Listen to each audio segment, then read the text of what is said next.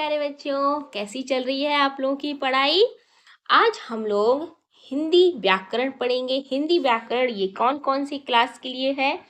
कक्षा इसमें क्लास 1, 2 और 3 को हम कवर करेंगे। जो भी क्लास 1, 2 और 3 में है वो इसके पढ़ सकता है, और क्लास 4, 5, 6 के लिए मैं अलग वीडियो बनाऊंगी। ओके, जो भी बड़े स्टैंडर्ड में है 4th, 5th, 6th उसके लिए अलग, और ये है 1st, 2nd एंड 3rd के लिए।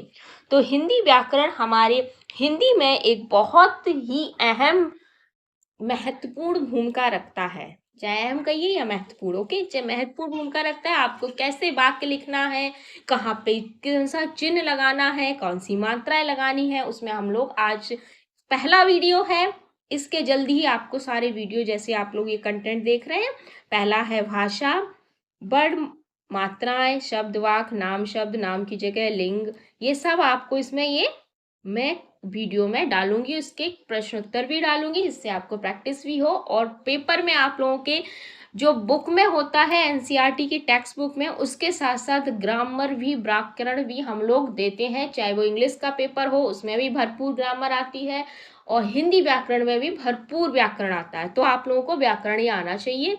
चलिए हम अब शुरू करते हैं अपने पहले पार्ट। पहला है हमारा भाषा। भाषा को हम क्या बोलते हैं इंग्लिश में? लैंग्वेज। अब भाषा क्या है?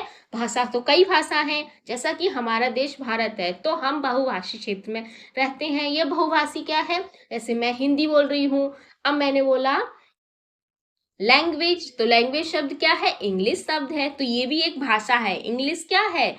भाषा है। कोई तेलुगु बोलता है, कोई उड़िया बोलता है, कोई बंगाली बोलता है, कोई अपने क्षेत्र की अलग अलग भाषा बोलता है। तो ये सबकी भाषा होती है, और आज हम जिस भाषा को पढ़ने जा रहे हैं वो है हमारी हिंदी भाषा। चलिए, मन के भावों, पहले हम समझते हैं भाषा क्या होता है, फिर उसको बाद मैं आपको बताऊंगी। मन के भावों को समझाने तथा समझने तथा समझाने के माध्यम को भाषा कहते हैं। हम अपने मन के भावों को बोलकर, लिखकर या संकेतों द्वारा दूसरों तक पहुंचा सकते हैं। अब देखिए क्या कहना चाह रहा है। पहले मैं आपको बताती हूँ, जब आप छोटे थे, नन्हे मुन्ने, तब आपको बोलना नहीं आता था, फिर भी आप पूछिएगा अपनी मम्मी से, आप इशारे कर करके अपनी बात बताते। जैसे आपको पानी पीना है, आप बहुत छोटे हैं, नहीं बोल सकते, फिर भी आप इशारे करते। कोई बच्चा मम्मम बोलता है, मम्मम दे दो, कोई जब पप्पा बोलता है, कोई अलग अलग शब्द बच्चे बोलते हैं। या फिर कोई कोई तो सीधे पानी के पास खड़ा होके जाता है, इशारा करता है ये दे दो, तो वो होता है इशारा। मान लीजिए आज आप अपने फ्रेंड से संकेत, आप अपने फ्रेंड से कुछ बात कहना चाह रहे हैं, लेकिन सोच रहे हैं ये बगल में बैठा आपका जो दूसरा दोस्त है या फिर क्लासमेट है वो ना सुने, तो आप इशारे में उसे बात करोगे। तो जो इशारों में बात करते हैं और दूसरा वाला समझ जाता है, उसे बोलते हैं हम संकेतों की भाषा। अब दूसरी भाषा कौन सी होती है? अब आप अपने, जैसे आपके मन में है कि आज मुझे पिज्जा खाना है या आज मुझे आइसक्रीम खानी, लेकिन मम्मा डांट रही, नहीं पिज्जा नहीं खाना, हेल्दी नहीं है, आपके पेट में दर्द होगा, फिर भी आप पापा से कह रहे हैं चुपचाप। तो आपने क्या किया? कॉपी में लिख दिया, पापा आज मुझे पिज्जा खाना है। पापा ने पढ़ लिया ना, तो पापा को पता चल गया कि आप क्या कहना चाह रहे हो, आप क्या समझाना चाह रहे हो पापा को। तो आपकी भाषा आपके पिताजी ने पढ़ी, आपके पापा ने पढ़ी, आपके डैड जो भी आप बोलते हैं वो पढ़ी, तो समझिए। दूसरी होती है बोलकर। तो बोलकर भी आप लोग अच्छे से बोलते हो, क्लास में बोलते हो। तो जब आप लोगों से टीचर कहती हैं रीडिंग कीजिए, तो आप बोल बोल के पढ़ पढ़ के सुनाते हो, बीच में अटकते या गलत होता है तो बोलते हैं अभी बैठो, थोड़ी और प्रैक्टिस करो। तो हम अपने मन के भावों को जब दूसरे तक बिल्कुल स्पष्ट रूप मतलब उसे बात समझनी आनी चाहिए। आप क्लास में अगर कोई क्वेश्चन आपसे पूछा जाता है, कोई प्रश्न पूछा जाता है, आप उसका जवाब सही से नहीं दे पाते हैं, तो हम टीचर क्या बोलते हैं? बेटा बैठ जाओ सही से। क्यों? क्योंकि आपने उस प्रश्न का उत्तर अच्छे से नहीं समझा पाया। ठीक है, अब हम इस परिभाषा को याद नहीं करेंगे, समझेंगे। बताइए भाषा क्या है? जो मन में होता है ना आपके, जैसे हम लिखेंगे, हम अपने मन के भावों को बोलकर, भावों जो भावनाएं होती हैं हमें, जैसे कि आज हम स्कूल से आए, मम्मी हमको मैडम ने डांटा, हमारा वर्क पूरा नहीं था, या हमारा होमवर्क पूरा नहीं था, या हम कॉपी नहीं ले जा पाए, तो आप मम्मी से आके क्या बोलते हो, बोलकर बोलते हो। लिखकर किसको दिखाते हो, टीचर को। मैडम ने कोई प्रश्न दिया, आपने उन्हें लिखकर बताया। संकेत किसके करते हैं, संकेत अपने दोस्तों को भी करते हो, अपने पेरेंट्स को भी करते हो या किसी और को। तो द्वारा दूसरों तक पहुंचा सकते, तो आप अपनी बात पहुंचाते हो, इसी को हम बोलते हैं भाषा। तो आप लोग लिखेंगे मन के भावों को बोलकर, लिखकर या संकेतों द्वारा दूसरों तक पहुंचाते हैं, उसे कहते हैं भाषा।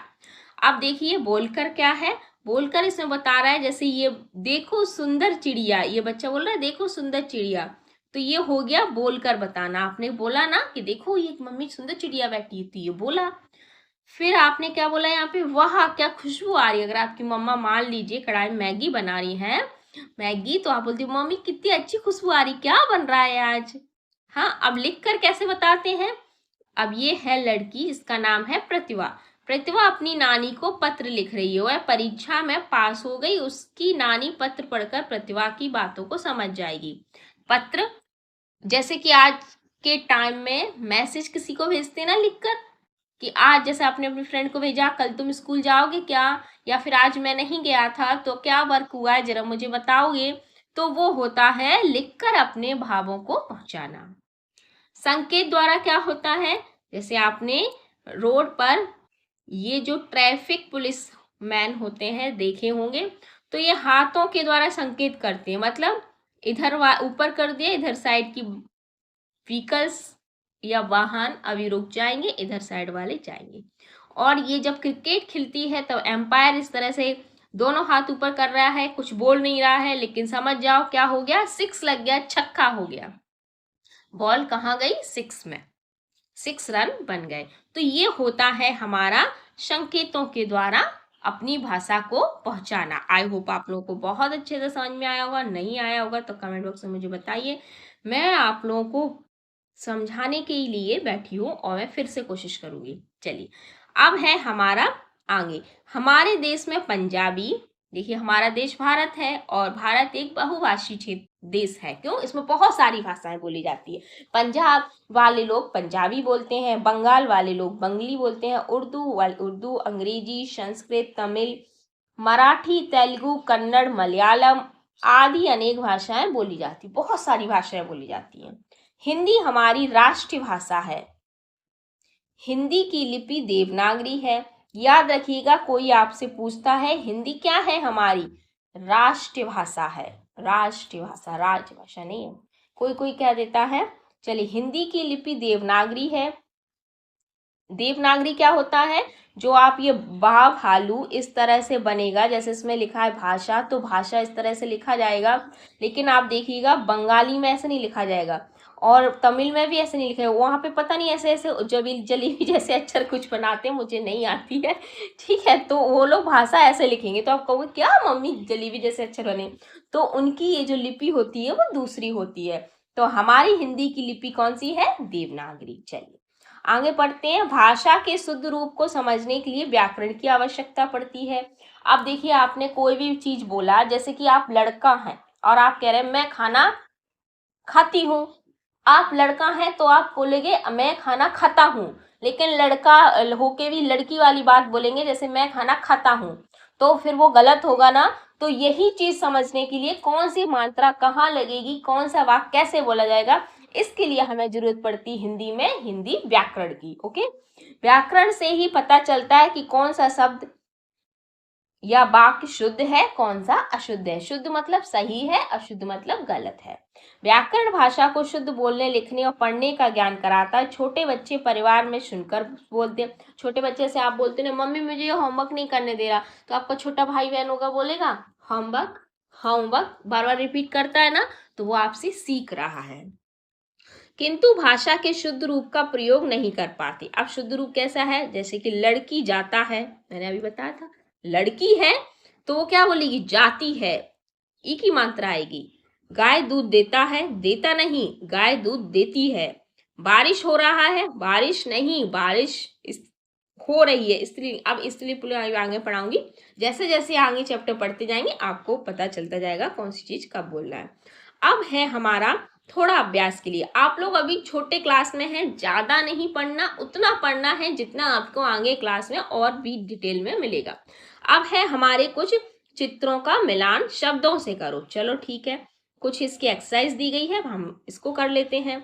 चित्रों का मिलान शब्दों से करो। चलिए, पहला है हमारा ये एम्पायर, और ये क्या कर रहा है बच्चा, और ये एंड ये सब सारे बच्चे आपको दिख रहे हैं। चलिए, पहला है झुको, तो कौन झुक रहा है, ये झुक रहा है। कूदो, तो भाई ये बच्चा कूद रहा है। मुड़ो, तो कौन मुड़ रहा है, ये मुड़ रही। नमस्ते, तो ये नमस्ते कर रही है। आउट, एक हाथ ऊपर होता है तो आउट। और आगे, आगे ये जा रहा है। तो हमारे ये सारे मिलान हो गए। चलिए, अब हम आगे देखते हैं, आगे क्या है।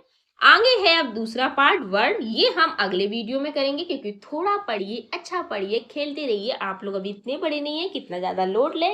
पेरेंट्स से भी रिक्वेस्ट है, लोड लेने की कोई ज़रूरत नहीं है, धीरे धीरे पढ़ने दीजिए। चलिए, अब हम लोग मिलते हैं नेक्स्ट वीडियो में। तब तक के लिए आप ज़्यादा से ज़्यादा लाइक कीजिए, शेयर कीजिए। धन्यवाद।